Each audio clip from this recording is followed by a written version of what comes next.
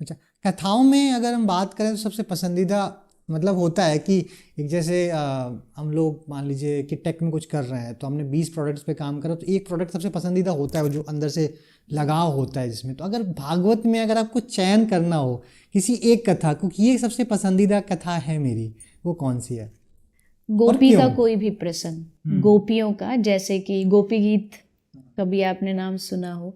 ये 19 श्लोकों का एक गीत है। 19 श्लोक को लयबद्ध होकर के गोपियों ने इसको, कनक मंजरी एक छंद होता है संस्कृत में, तो उसमें ये गाया है। तो गोपी गीत भागवत का वैसे भी मूल माना जाता है, उसका हार्ट माना जाता है।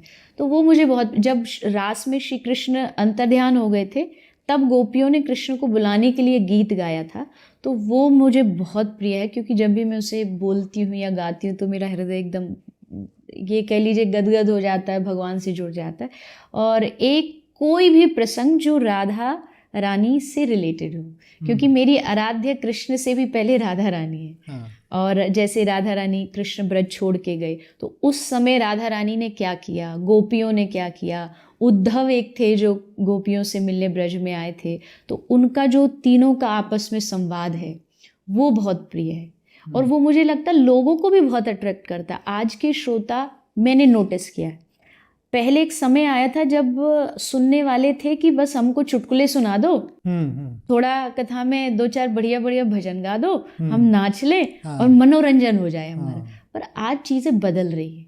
आज के श्रोता भी होंगे, मनोरंजन वाले भी रहते हैं बहुत, लेकिन ज़्यादातर जब मैंने ऐसी कथा की है तो वो आके मुझे बताते आज कथा में आनंद आया।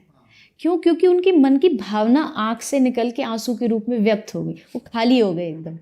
तो उद्धव गोपी संवाद एक ऐसा संवाद है जिसमें पूरा पंडाल जो बैठे लोग होते, पिन ड्रॉप साइलेंस, और आंख से सबके आंसू होते हैं। और राधा रानी, क्योंकि जैसे भागवत की भी हम बात करें तो भागवत में राधा रानी का इतना ज़्यादा ज़्यादा क्या नाम ही नहीं है, चर्चा नहीं है। और दूसरे ग्रंथों को पढ़ के फिर उनसे क्या हुआ जब कृष्ण चले गए, राधा रानी कैसे रही, मैंने उन सब चीज़ों को ढूंढा, कलेक्ट किया, पढ़ा। उन चीज़ों को कहने में, क्योंकि लोगों ने वो सुनी नहीं है, तो मुझे बहुत पसंद है कि लोग उसको बड़े ध्यान से और भाव से सुनते हैं।